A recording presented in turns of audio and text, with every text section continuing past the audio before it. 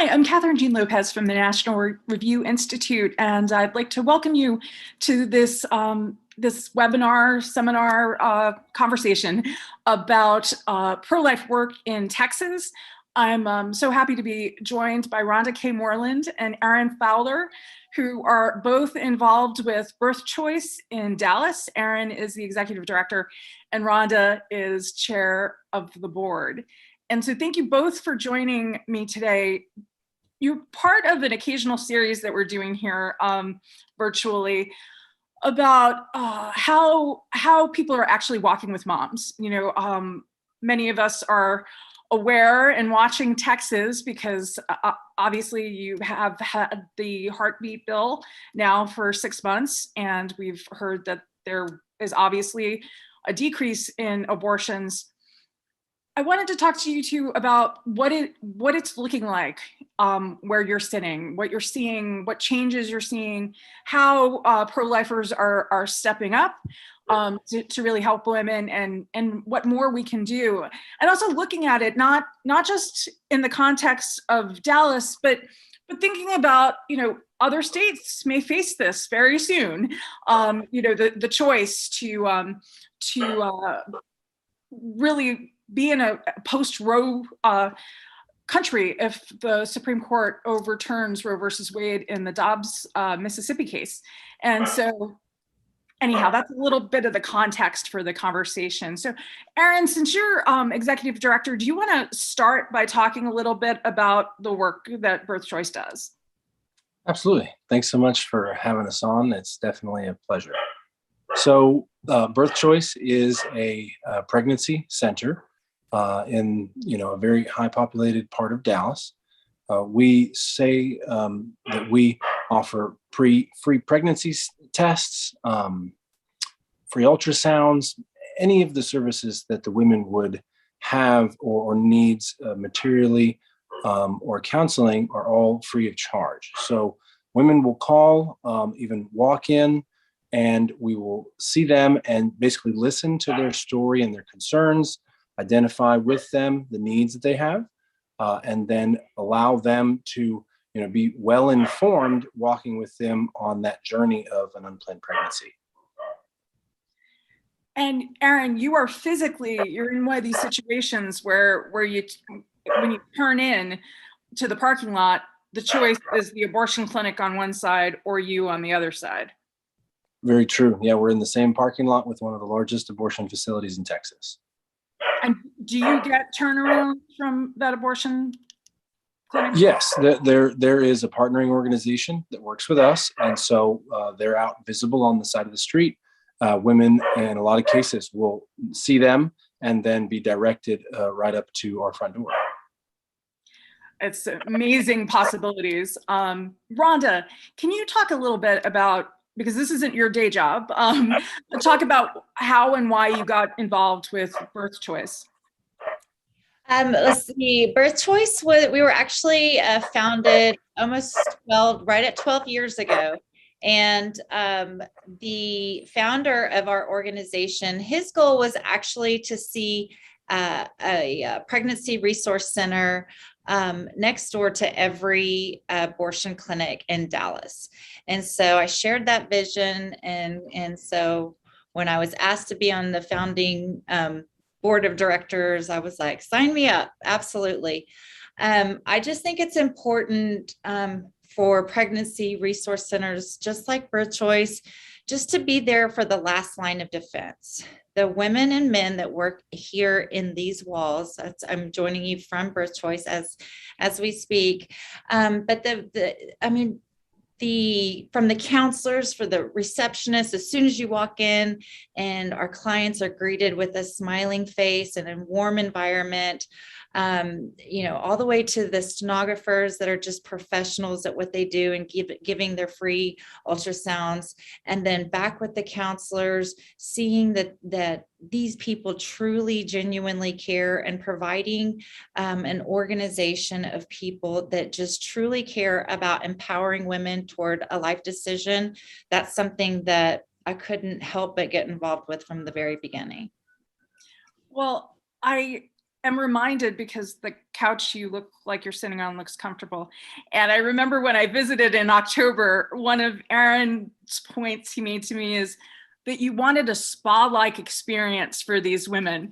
And I was just so moved by that. And I've seen this at other, I was just at the Sisters of Life visitation mission in New York, and their resources aren't quite as pretty as yours, but they do everything in their power to make the women comfortable. One of the sisters was telling me today that women will come back after having the baby and point to the couch where she made a decision to have the baby. And it's just, it's so important for these women to feel welcome. And that's one of your top priorities, isn't it, Aaron? Absolutely. So the time, and environment that they spend there needs to be not only a fruitful one, but definitely one that is allowing them to speak their mind freely. In the large majority of cases, the clients we see are under a lot of stress, distress, crisis even. And so considering that, if I had a daughter and I wanted her, to go through any type of circumstance that would allow her to be put at ease through a hard time, I would want a place to be like Birth Choice.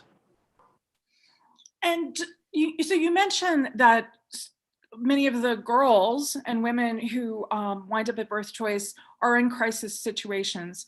I often hear some of the rhetoric about abortion, and it seems to be focused toward college-educated women who are supposedly, exercising some kind of empowerment.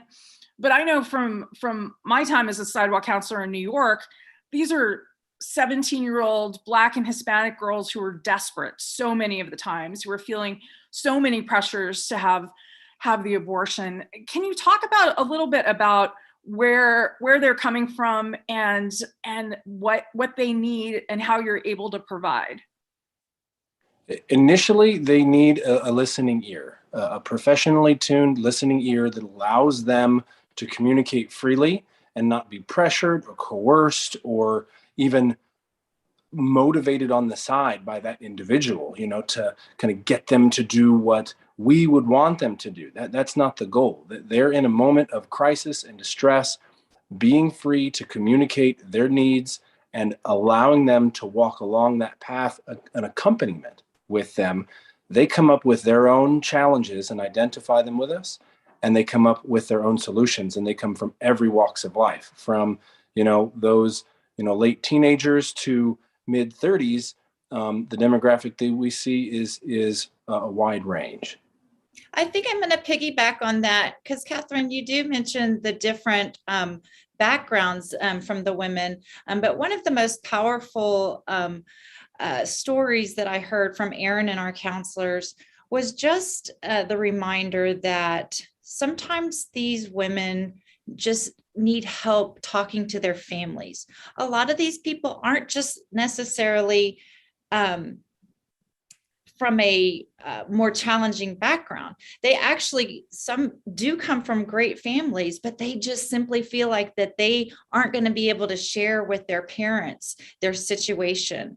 And so empowering the women and giving them that courage, reminding them, hey, your parents are going to love you no matter what, and that you really can talk to them. Now, is that always the case? No, in which case we have some referral partners and synergy partners that we can refer out to if they aren't going to get the support and love from their families that they need. But more than often, these women are going to get the love and support from their families, but they just need to be reminded, hey, your families are there for you, and they're going to give you a little bit more understanding than you might be feeling like right now.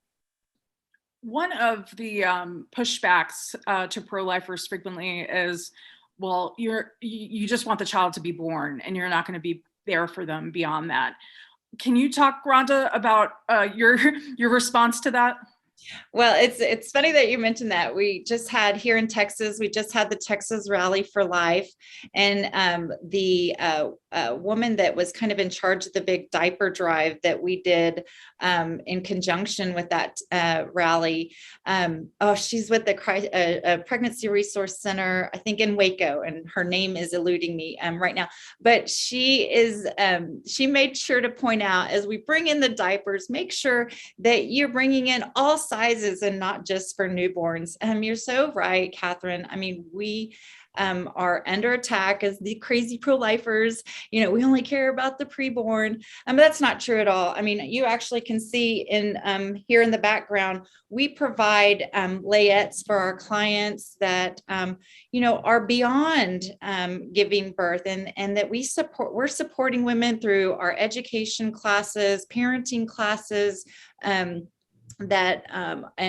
diapers of all sizes, just to show them that we're not just here to get them to choose life for their baby and then be done. We are a resource for these men and women and families going on as they grow their families. Erin, can you talk a little bit about, I know we had a conversation about this when I visited Birth Choice in the fall, about how you're creatively trying to think about working in this moment where, of course, Dallas is a leader here in terms of pro-life legislation and law, but really being creative about how to reach these women and care for them in the best way. Because I do think that everyone in the pro-life movement right now has to restart thinking, in terms of how we're going to meet this moment, where in states like New York, we're going to become an abortion destination. Our governor told pregnant women in Texas to come here for their abortions in September. And so what is your thinking about specifically birth choice, but how pro-lifers need to be thinking in this moment?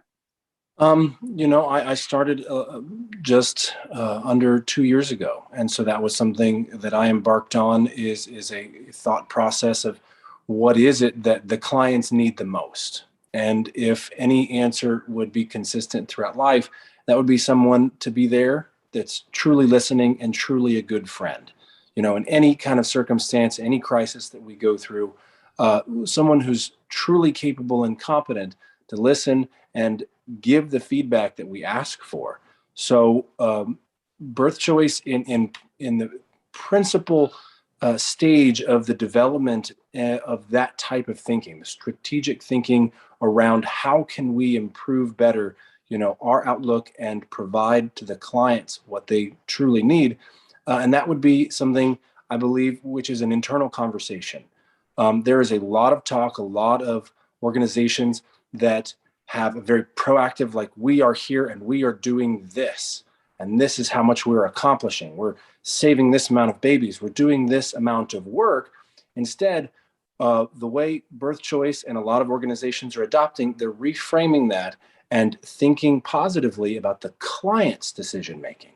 And so everything about the infrastructure and the organization of birth choice, we've gone through 6 months of rigorous restructure to identify what is it that's going to make that woman feel empowered, feel encouraged for her own part, not for the validation of our organization, but for what her needs are. And so the biggest piece, as you heard Rhonda say, is life decisions. We believe in capitalizing on that moment that she can make a decision for herself instead of us considering internally, this is what we would consider as success, a save. Instead, we believe a success is when she has embraced the culture of life and truly makes a decision for herself and for her child. And that really turns things around. So we're not thinking of women in crisis, even though they are, this is a moment of crisis, obviously. But no, these are women who can make these decisions and do incredible things and are so courageous, and to allow them room to breathe that in. Absolutely. I think Rhonda might have a follow-up on that too. Well, it's funny because we talk about a woman in crisis, and I remember early in my pro-life vocation and kind of when you first start putting yourself out there as somebody who's like, oh, I'm pro-life and I'm in this fight for babies. But I also, was quick to really recognize that I am supporting women in this fight for life. I'm supporting women in addition, who were lied to and deceived by just the misconceptions that being pro-choice is. And I can remember being reached out through Facebook.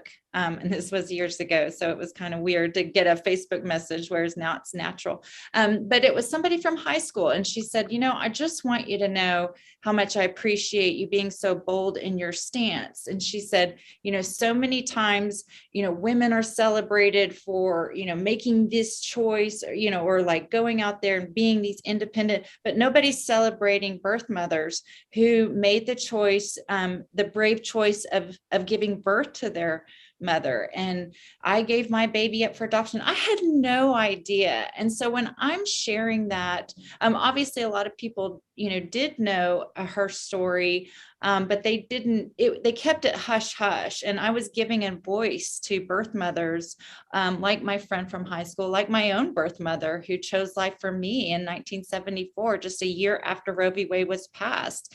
And so giving a voice to those women, reminding people that 9 months is such a small time in the grand scheme of things, and putting more focus. And that's why I love working alongside. I mean, Catherine, you work with leaders of organizations throughout the entire United States. So meeting someone and being aligned with somebody like Erin leading our organization at this time really fits into what my personal goal is, into fighting for the women just as much as we do for the preborn.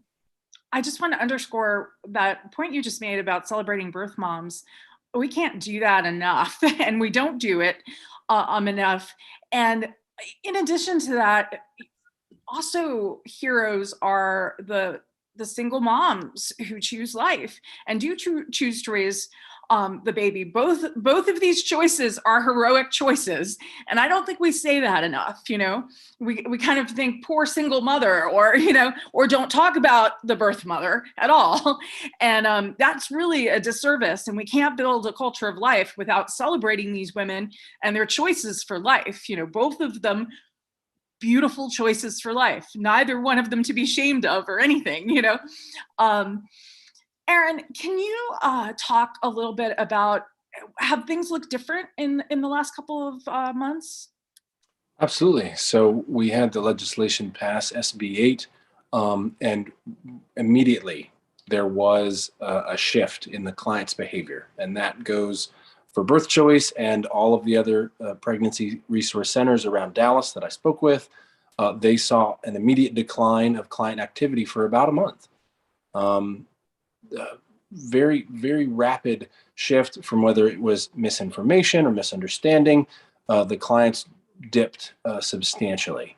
So since then, in October, November, December, and now January's passed, it has returned mostly back to normal, except for some very key circumstances.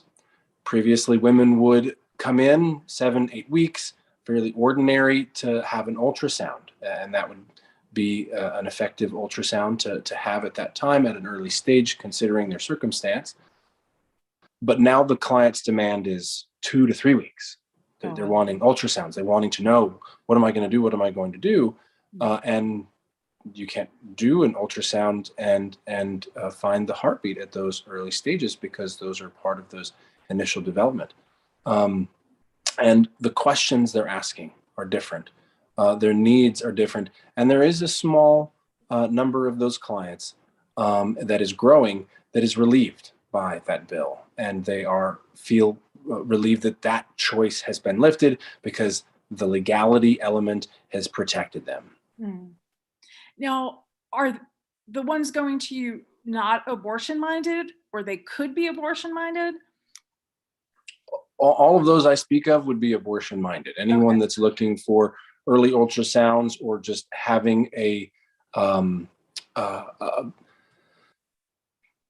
having a moment where they are in a crisis substantially earlier in the pregnancy stages than we had seen in the past, even so that there would be the same client that would book appointments all across town. And they may, we're seeing an increased number of clients that have already been to a pregnancy center and had an ultrasound. So they're coming to you, or do you think they're attracted to the title? They're trying to make a choice here. Do they necessarily know you're pro-life? We are always, have a disclaimer at the very beginning, whether it is a walk-in or over the phone, that we do not refer or provide for abortion or contraceptive services, and we then can book their appointment. They're made aware of that over the phone, and when they come in to book, and they're made aware of that again when they speak with the nurse after their pregnancy test. You're hearing a lot of relief. That's a beautiful thing.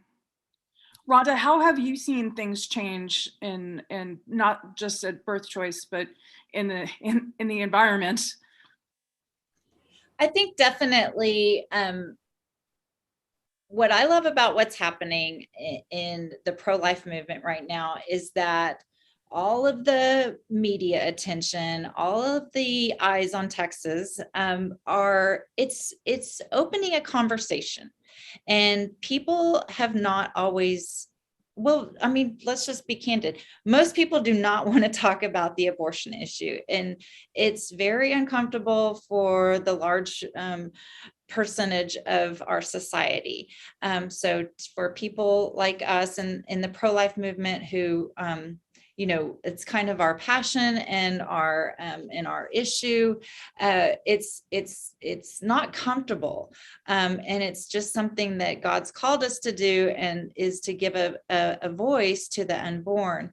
But what's refreshing about this is new people are paying attention, and people that were kind of always skirting around the issue.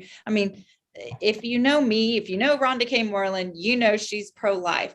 So you would be surprised how many kind of more private conversations that people have had with me, because they know that it's a comfortable atmosphere. But now with this being receiving all the media attention, in PR work, there is no bad publicity.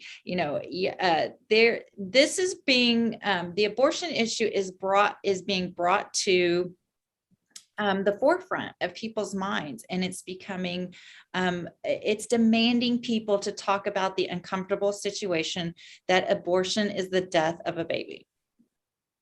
And we really, really need to step up to the plate and have those conversations. Rhonda, I'll get back to Aaron in a second, but you talked about the vocation of pro-life work, and one of the opportunities we're seeing right now is people having or should be having an examination of conscience, thinking through, okay, I'm pro-life. What does that mean? What more should I do?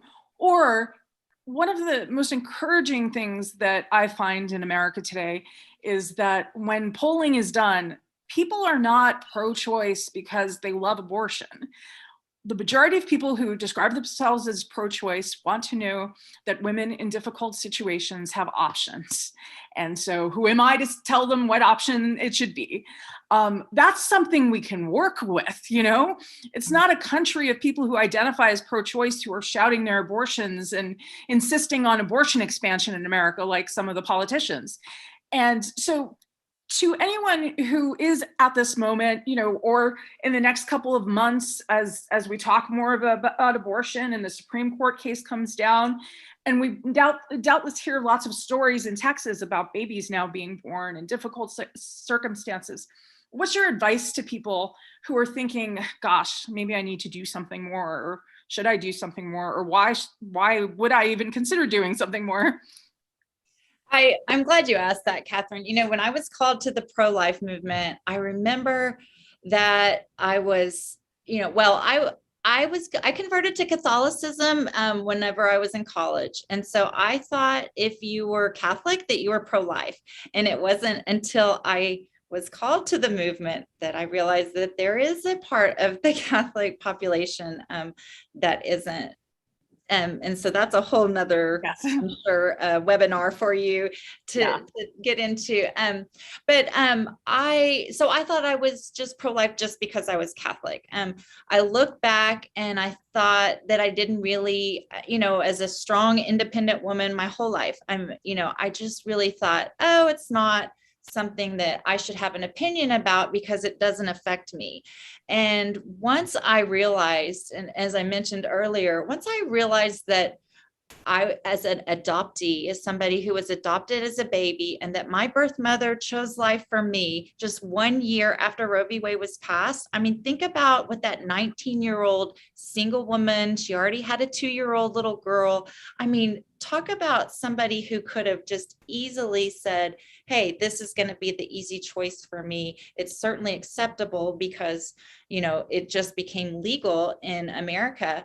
But realizing that because of that brave young woman, that she chose life for me, and so that my mother could have the baby girl that she dreamed about adopting and raising into my forever family. And so that's so I know that kind of got off the subject, but I think just women understanding that just because you are willing to make a stand for life, it doesn't mean that you're anti-women, or I think it's very pro-woman to be pro-life. I mean, half of the population, or half of the people that are being killed by abortion are women themselves. I mean, it's very pro-life to be, or pro-woman to be pro-life. And quite frankly, I mean, once you're involved in this movement and people start to open up to you, I can't tell you how many women have reached out to me because of the pain that they have suffered because of their own choice of choosing abortion, because they felt like that was the natural choice for them, and how the struggles that they've felt and the pain that they've carried for their entire lives. And so that is why I'm passionate about people knowing that I am fighting for those women and the pain that they carry as much as I am for the babies. We've done such a disservice to so many women because they've been told, first of all, as you said, because the law is a teacher. If the law says it's okay, then it must be okay. And there's just so much pretending that this is easy and just another medical procedure and all the rest. And we know that they're all lies. The other thing I wanted to mention, based on what you were just saying, we have no way to know numbers, but so many couples would love to raise a baby. There's so much infertility that isn't talked about. They're the people who simply want to welcome more children into their lives, and would be more than happy to raise babies of women and girls who bravely give birth. And three of our board members, and you mentioned about getting involved earlier, but 3 of our current board members are adoptive parents. And so they were brought to the pro-life movement in that fashion. One of our outgoing members, a great man who just, his term just ended, and he's an adoptive father. So the, the adoption issue is definitely a kind of, and you and I've talked about this, so I know that you're passionate about this too, but that's definitely a key component to hopefully changing hearts to an end to abortion. Because when you realize how many friends would just do anything to be able to raise a baby that just, it's not possible for them. And so to open their home and bring a baby that is born out of unintended consequence, would be a blessing for the rest of their lives. Yeah, and such a gift to the child, obviously, as well. I want to mention some of you have already started, so I'll get to the questions in a few, but you can put questions if you're watching this live in the chat feature, and I'll weave some of them into the conversation. Aaron, can you talk about, as a man, you have a vocational aspect of you working at Birth Choice and being involved in the movement. Can you talk about that? Because I know sometimes men feel a little uncomfortable because this is presented as a woman's issue, which it absolutely is not only a woman's issue. Women need men stepping up to the plate and being the fathers they already are, and being that masculine leader, that fatherly leader. So can you talk a little bit about that, especially for men who might feel uncomfortable taking a stand or even voicing an opinion? Absolutely. So it's a life issue. And last time I checked from science class, it takes a male and a female for life. And so there is a duality of responsibility in our current culture because of the messaging of the opposition. Men are told this is her choice, it's her body, you don't get to say anything. As we know statistically, the number of women feeling challenged by an unplanned pregnancy that are fully supported with a significant other increases 60 to 70% that woman choosing life. If there is true support and true validation there, that can become a very easy conversation, because the largest majority of the women that we see, but across the nation, is that they do not have a support system that can validate and walk with them through that process. And so the encounter of the man and the woman making this commitment initially to then conceive a child equally has the responsibility. And a man's role then is a supportive and a collaborative one. And if they're trying to take an easy out, no, sorry, it's all hers. That would be an easy and unfortunate cowardly act to represent his responsibility in the situation. Myself and the vocation, a call to serving and caring for an organization, basically all 100% women other than myself, strangely is somewhat natural. I have 5 younger sisters. And so throughout, my upbringing, that was just an ordinary day-to-day is the way that they speak, the dialogue, the needs. And so addressing those just very responsibly is a part of my role. And then being able to identify that with other men and call them to courage.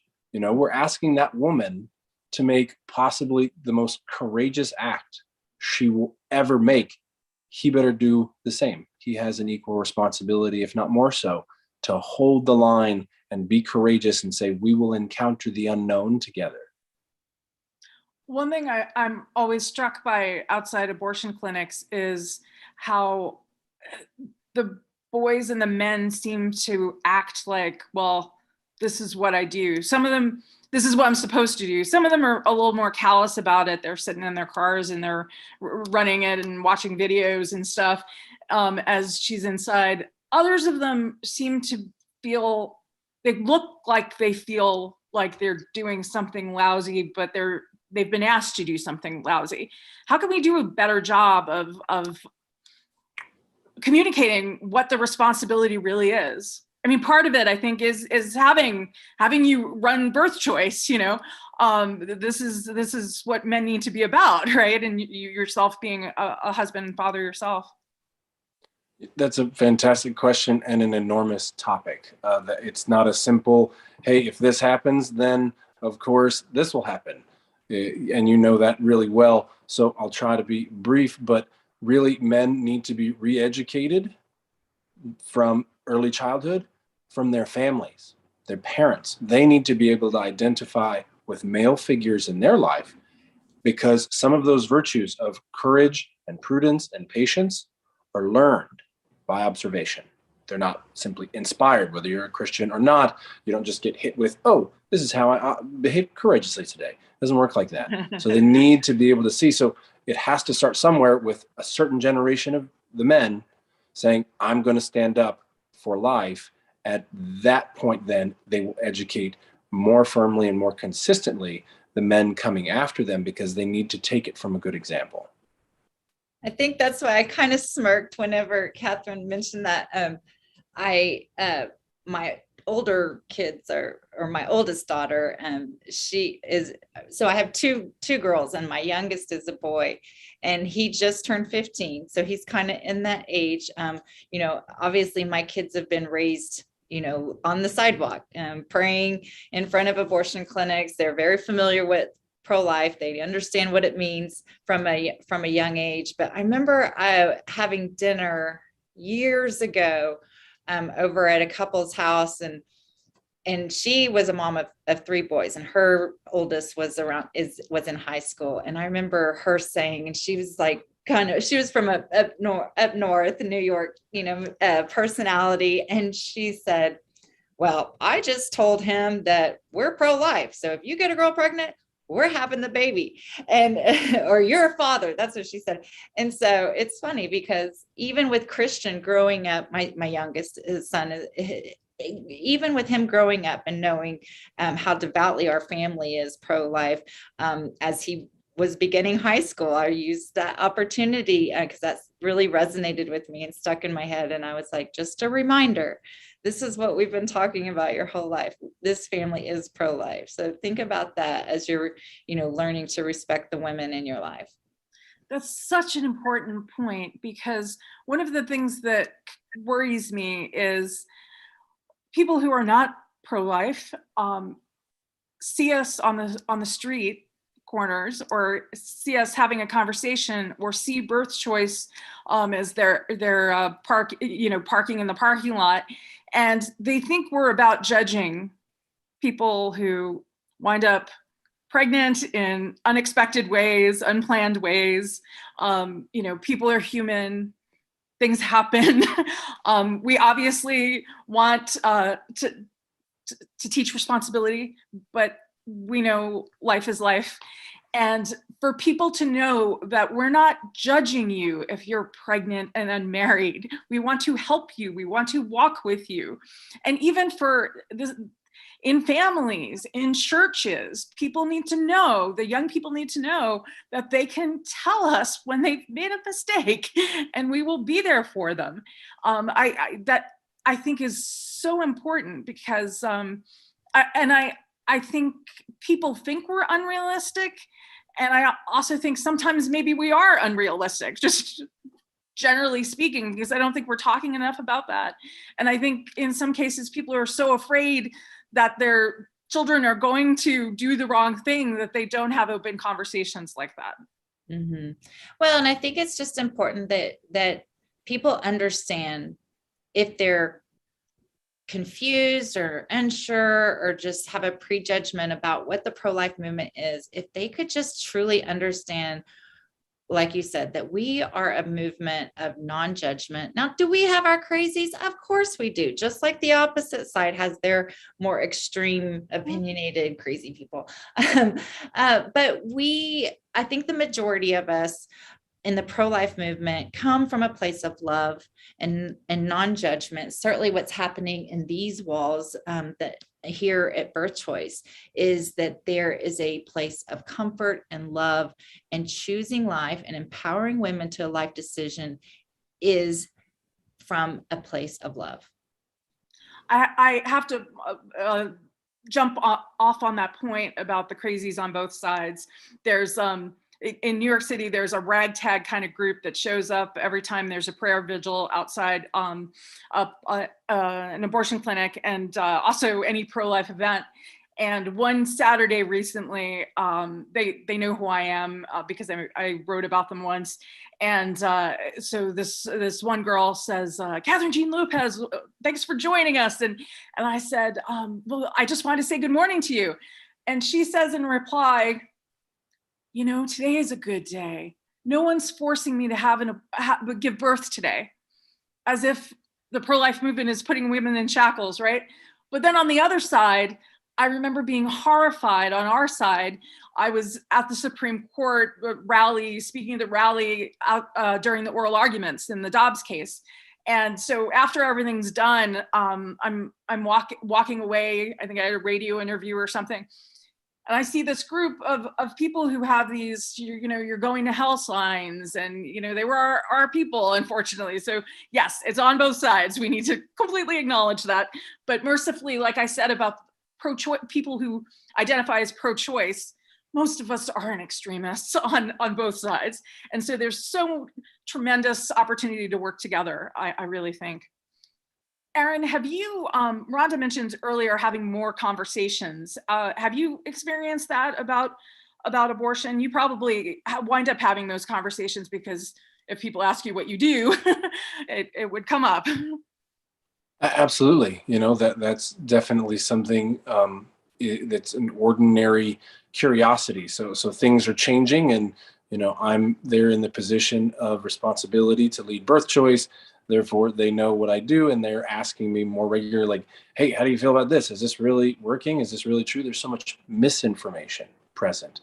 And so that is, I think, a good thing, that they're open to communicating and they are asking more questions, more deeper questions, which is allowing the conversation to be progressed. What are some of the, is this really true questions? Even from the beginning of when SB 8 was passed, the social media would put out any number of things. And I had people asking me, are women going to go to jail if they have an abortion? Mm-hmm.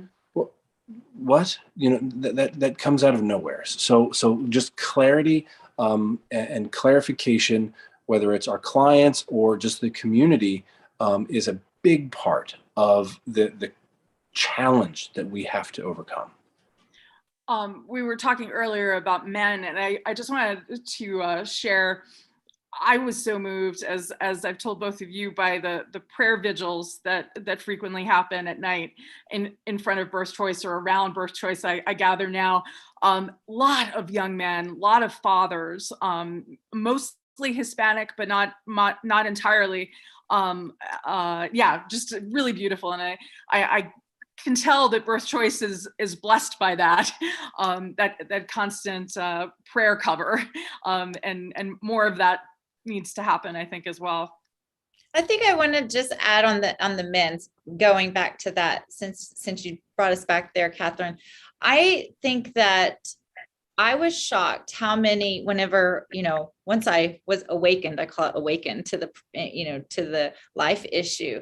And I started going, okay, how can I get involved? What do I do? And I just started doing everything. That's what I do. Like, I just jumped right in. But as I was organizing and putting groups together, or figuring out ways to get active, I was shocked how many men had reached out to me. How can I help? How can I support? And they were the people coming to the meetings I was hosting. And I noticed it before I even understood it. And finally, your friendships grow whenever you're involved in something as heavy as this issue together. And I remember I said, what is it that brought you to this? That's what it was, because I had a car full of gentlemen that was headed down to Austin following, it was when we were passing the sonogram bill here in Texas. And I was like, hey, like, why is it that there's more men coming to these meetings than there is women? Like, what's going on? And three of the gentlemen shared that they had this decision made for them, and they had lost a baby, and they didn't know. One had known, while it was happening, but he, didn't feel like that he had a right.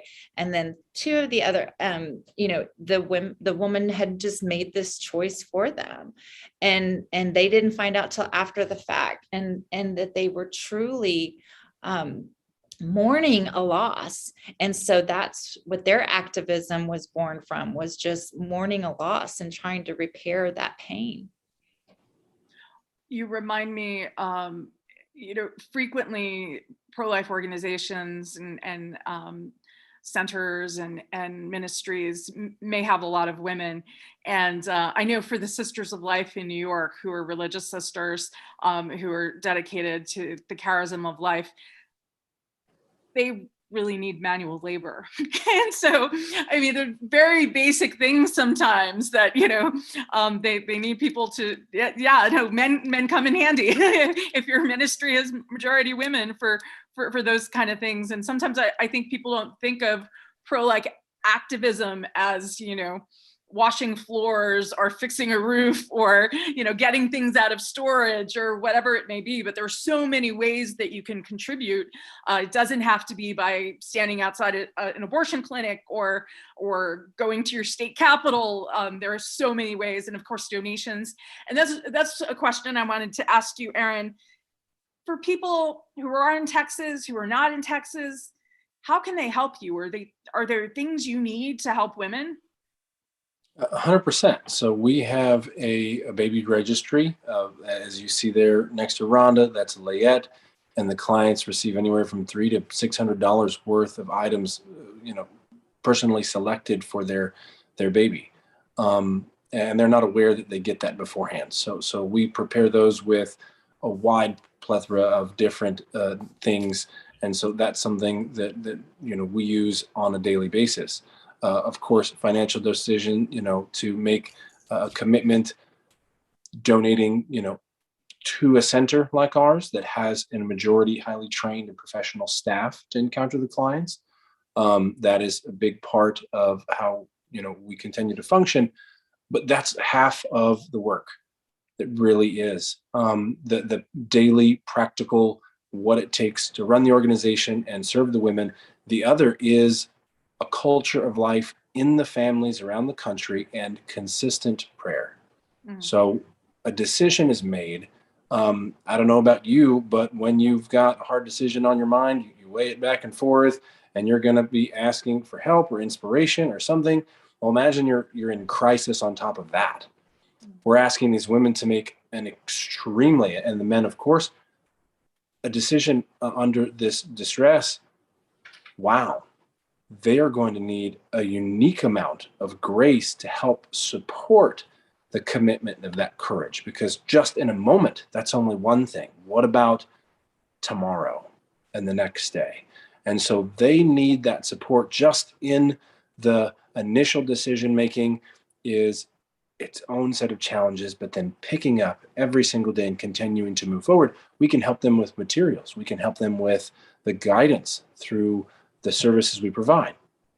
But what is truly important is that there is a culture of life that they could also see in their families, and that there is additional prayer support. And I mean, part of building a culture of life is getting us to a point where people can turn to other people and say, I need help. Like, I want to make this choice. Help me.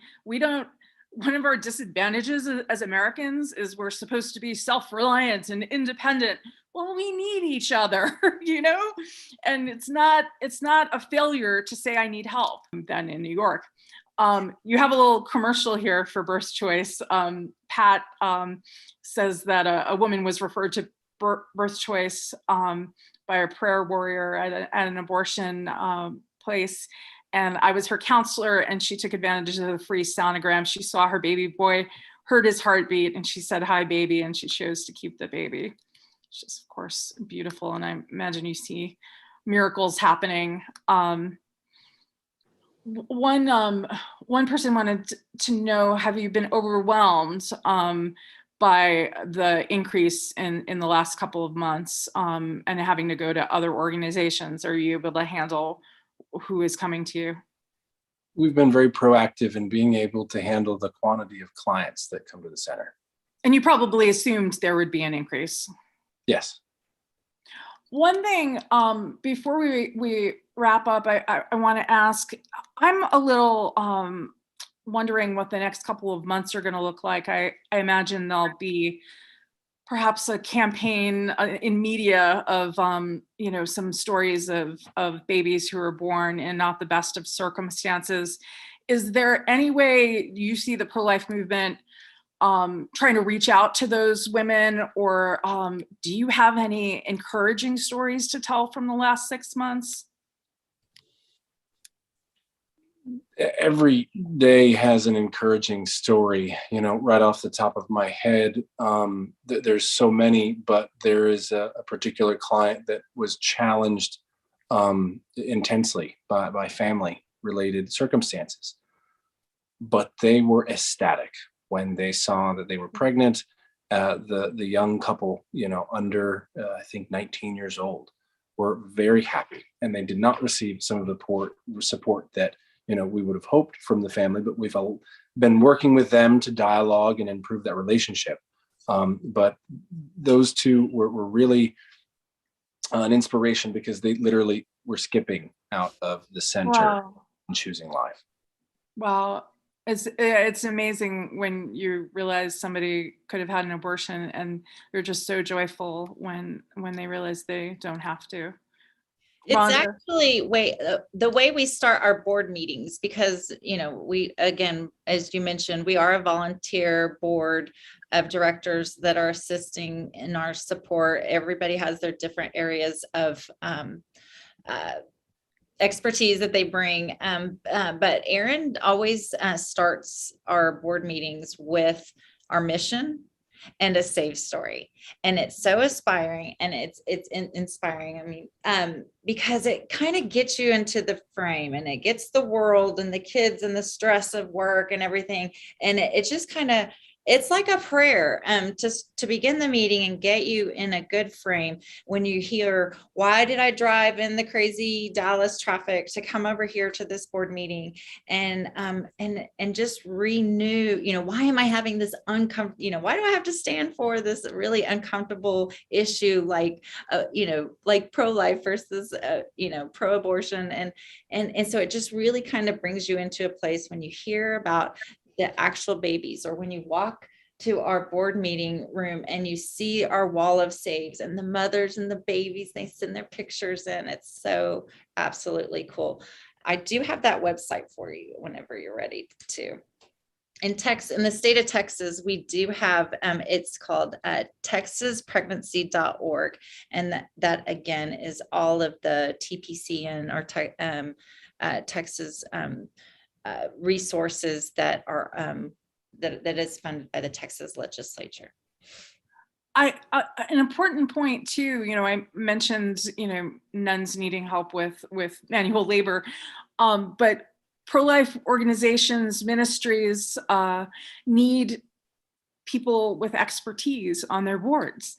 And I wonder if people think enough in those terms, especially again at this moment, if you've got business background, if you're a lawyer, all these different professions, there's a need. If you have a medical background, you're a doctor, there are different ways you can contribute in a volunteer capacity on a board, or in another way to an organization like Birth Choice. And that's something we can consider. Thank you so much, Catherine. I can't stress enough, and people, I meet them all the time. They're like, they come in our doors and they see what we're doing, and they're like, we had no idea what you guys are doing. So if you're looking for ways to help, just go and visiting your local pregnancy resource center. Obviously, if you're anywhere near Dallas, we would love to have you here. But just to come through set up a tour and come in, and we'd walk you through. I know that your local pregnancy resource center would want to do the same. They walk you through, they show you what it's like, and how there's nothing hidden or secretive or any cult type issues going on in here. And again, seeing firsthand with your own eyes that this is a place of love and respect for women and families and babies, then they're immediately going to want to get involved. Yeah, it is a really beautiful place to visit, and people have no idea. That's the biggest obstacle I think we face, is that people have no idea. And so the more we talk about the work, share the work, ask about the work, obviously support the work of the frontline pro-life work, ministries, clinics, we need to be doing more of this. This is going to make the difference. Erin, do you want to share any last things about Birth Choice and the work that you're doing?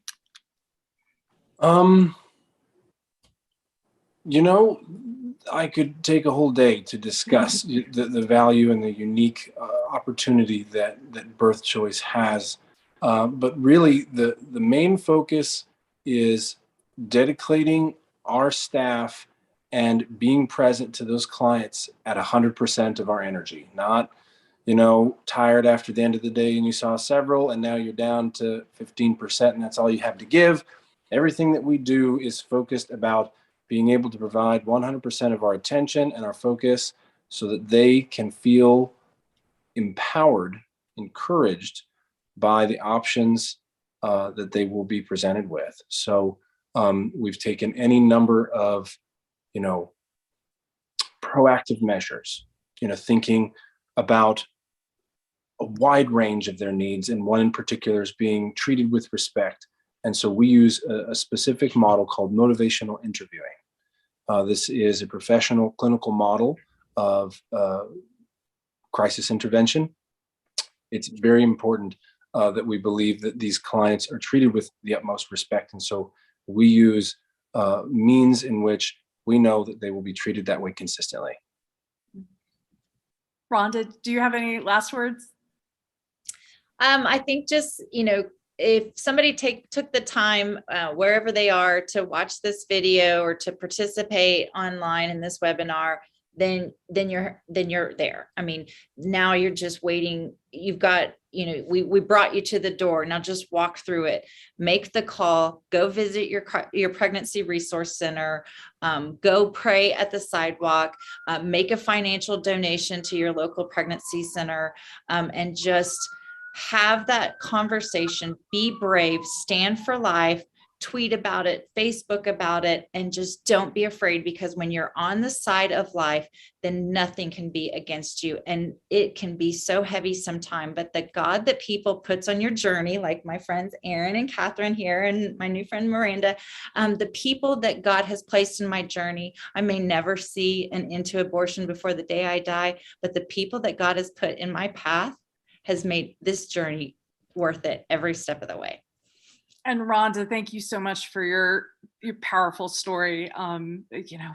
As you point out, you wouldn't be here today if it weren't for a courageous choice that a young mother made. And so thanks be to God for that. Well, thank you, everybody, especially Aaron and Rhonda, but everyone who made time to watch this live or after the fact. Please share this with people. It's on the National Review Institute's YouTube page, as you may know, because you found it there.